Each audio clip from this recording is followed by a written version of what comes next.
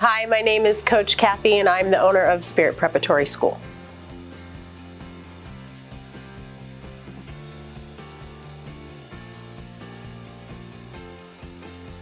I started volunteering in 2005 in the Southern California Junior All-American cheerleading program, Orange Crest Cheer.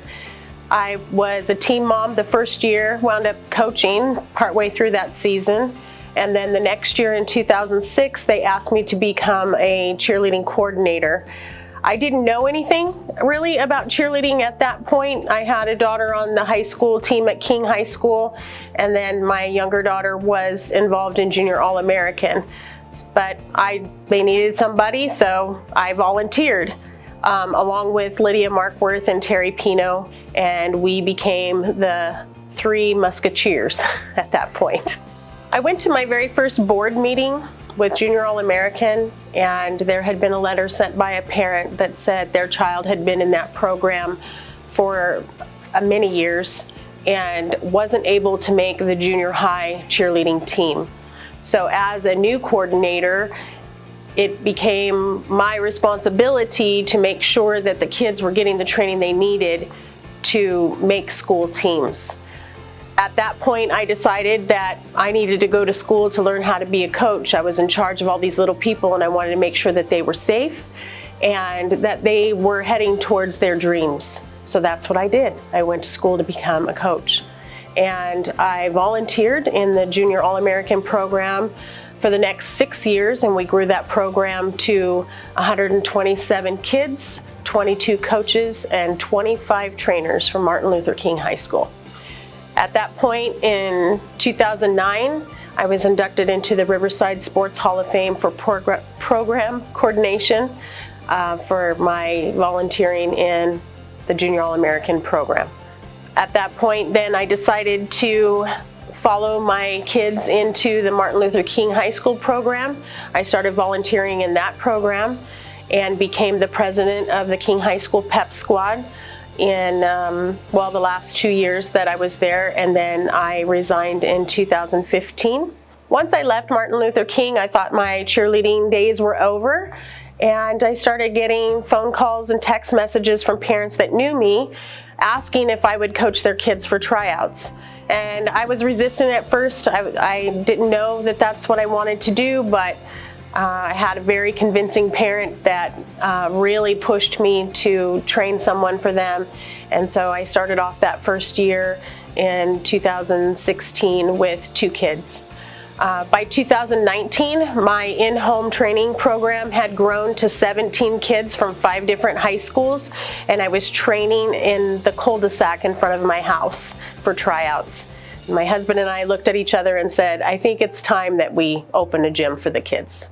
And that's how we came up with Spirit Preparatory School. Being a cheerleading coach has helped shape my life in the way that it gave me more purpose. I've always had a heart for kids. I was a stay-at-home mom, and after my kids were grown, it gave me something to look forward to, that there were still more kids to raise. There's still more kids that needed my help. And so I just kept going because there were kids that needed me, and there are still kids that need me. And a big part of my job is inspiring them, encouraging them, pushing them to be more than they can be. And I think it helped me to be a person that was a finisher.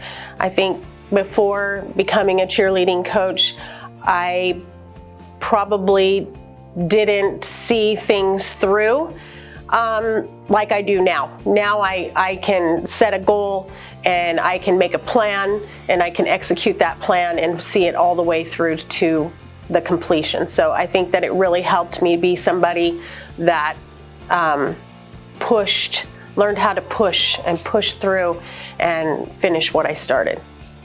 There were 2 different specific events that I can reflect back to that caused me to be passionate about cheerleading and what I do as a coach. One of those was a conversation that I was having with a friend when I volunteered to become a cheer coordinator for Junior All-American. my friend, she kind of laughed at me and said, "You don't know anything about cheerleading. How are you going to be a coach or a coordinator?" And I know she didn't mean it in a negative way, but for me, I was like, why can't I be? And so that inspired me to become a coach and go to school and figure out what did I need to know, because I didn't want it to be like I was in charge of all these little people, but I didn't know what I was doing. So I thought it was really important to go to school to become a real coach.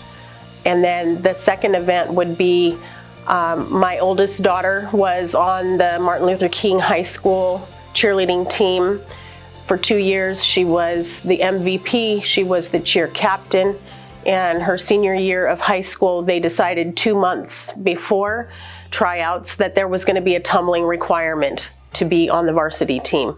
She had already been on the varsity competition team, like I said, and was a big part of that program. So for 2 months, I was paying for private lessons, $400 a week, trying to get a back handspring for her senior year. And when she threw her tumbling pass, she landed on her knees and did not make the team. She cried for 22 days, and it broke my heart, because it wasn't just about being a part of the cheerleading team, it was her whole social network of friends that she became disassociated with because she was no longer on the team. So my husband and I, we decided to put her in all-star cheerleading. She wound up being a 6-time national champion that year and never had to tumble once. But she was a great cheerleader, so whether you can tumble or not tumble, there's always something you can bring to a team. And so I didn't want that to happen to my younger daughter or anybody else's kid, matter of fact, because it's such a heartbreaking experience for them when they can't make a team and they lose their social network along with that position on the team. So that's really motivated and pushed me to open a school. And that's why I'm not an all-star gym, I'm a school, because I want to teach kids how to make the team so that they can continue in their aspirations to make a team, grow to the next team, and take it as far as they want to take it, and build that confidence and help them stay in school and be inspired and have, long-lasting memories with their friends. That's what really lit my passion. It's more like, what don't I do? I help coach on the floor. That's my passion. That's what I love to do. So I love to be on the floor with the kids. There is a business side of it where I have to make sure that the business runs, making appointments, giving tours, paying the bills, delegating. It's a big job, so that's why I have wonderful staff members that can help me with all of those things. It takes a team. This is not my gym. This is our gym. It's all of us, a team of people that make it all come together and all work for your kids. I hope to teach my students that, number one, to love themselves. I think that's the thing that I come into contact with a lot doing what I do, is a lot of kids don't know how to love themselves or be self-confident. So I want to teach them that they can learn to love themselves the way that they are, but they also have the power to change the things that they don't like. So we're going to make peace with who we are and be self-confident and embrace that. Or if it's something that we don't want in our lives, or be our character, or even the way they look, all of those things can be changed, and that's not a bad thing. It's a good thing. It's good to love who you are.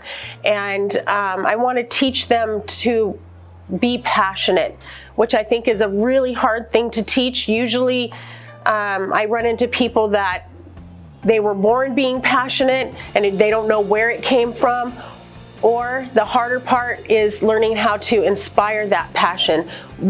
It usually comes down to an event, and that's why we've asked that question of all of our coaching staff in their interviews is, what caused you to be passionate? And I'm sure you've all heard the different answers, whether it was an event or someone that they saw cheering or in the sport that was a role model for them, or either they were just born with that passion and it just burned in them. So teaching kids how to have passion, how to execute that passion, how to set a goal and make a plan and execute that plan and make it come true. My vision for Spirit Preparatory School is that we will help a lot of kids, that they will feel comfortable here, that they will feel like it's a safe place, they will feel encouraged and loved and want to be here because it makes them feel good about themselves to be here. It makes them feel good that their coaches high-five them when they accomplish a new skill, that, you know, they are welcome in this place. I hope that it also helps them to stay in school. I think that sports, all kinds of sports, not just cheerleading, are great vehicles for helping our kids learn how to be self-confident, helping them learn how to set a goal and execute that goal. I've seen many of the cheerleaders that I've raised over the years. I've done this for 13 years. I've seen them go on to schools like Stanford and USC and CBU, and they used cheerleading as a vehicle to help them get to those schools. I think it helped them get jobs. I know girls that I've coached that they would go for a job interview and the person would say, oh, I see that you were a cheerleader. And yes, and they're able to talk about what their accomplishments were in the sport. And it shows confidence. It shows even to an employer that you feel good about yourself. You're not intimidated to work with the public, that you know how to push through, because cheerleaders learn how to do all of those things. So I think cheerleading, as well as many other sports for youth athletes, help prepare them for life after school and into their careers and whatever the future may hold for them.